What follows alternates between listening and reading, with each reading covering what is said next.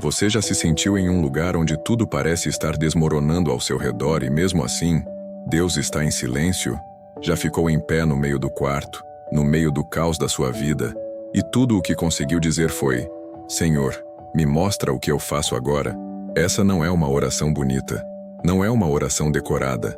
É um grito da alma. E foi assim que tudo começou com Mateus. Mateus era um homem aparentemente bem-sucedido. Tinha um bom emprego, reconhecimento, planos estruturados e um casamento a caminho. Para os olhos de quem via de fora, ele tinha tudo. Mas por dentro, ele vivia em silêncio. Um silêncio que não era paz. Era vazio.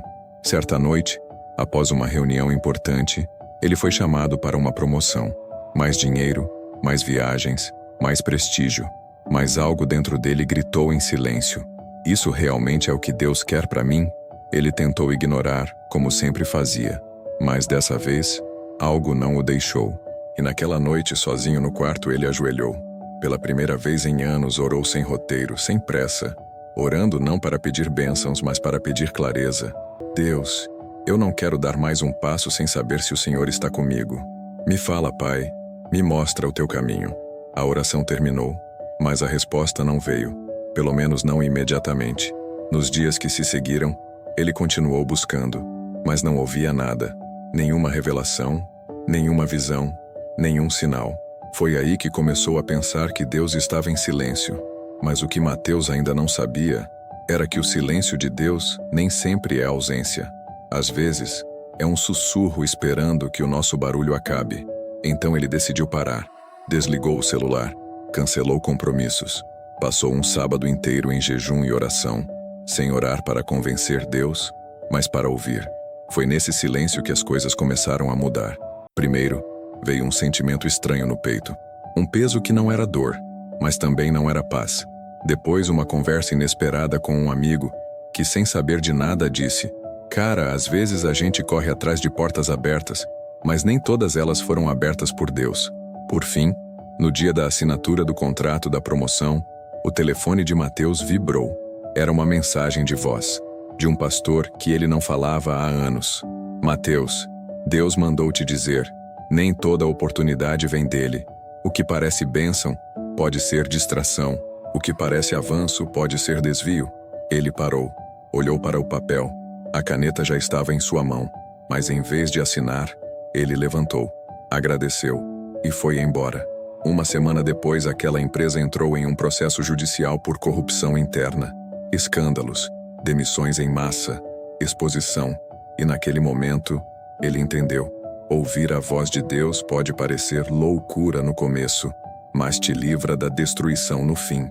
O problema é que muitos de nós não aprendemos a esperar. Queremos respostas imediatas. Queremos que Deus fale alto, mas não silenciamos as outras vozes. Vozes de ansiedade, vozes de medo, vozes de opinião alheia. Mas Deus não compete com o barulho. Ele fala em sussurros, e só quem para, escuta. Talvez você esteja exatamente nesse momento, precisando decidir algo importante, em dúvida sobre um relacionamento, uma mudança, uma decisão profissional, um caminho espiritual. E a sua pergunta é: como eu ouço a voz de Deus?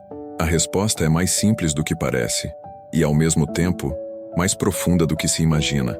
A voz de Deus é discernida pela paz, a verdadeira paz, aquela que a Bíblia diz que excede todo entendimento.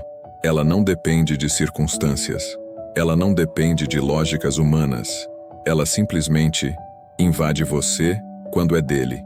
Se algum de vocês tem falta de sabedoria, peça a Deus, que a todos dá livremente, de boa vontade, e lhe será concedida. Tiago 1:5. A sabedoria para decidir, a clareza para enxergar, não vem de pressão externa, vem do secreto.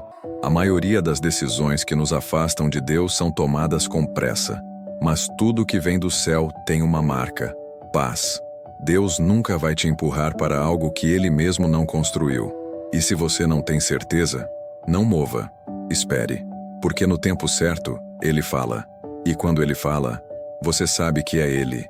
A voz de Deus carrega peso, mas é um peso que liberta.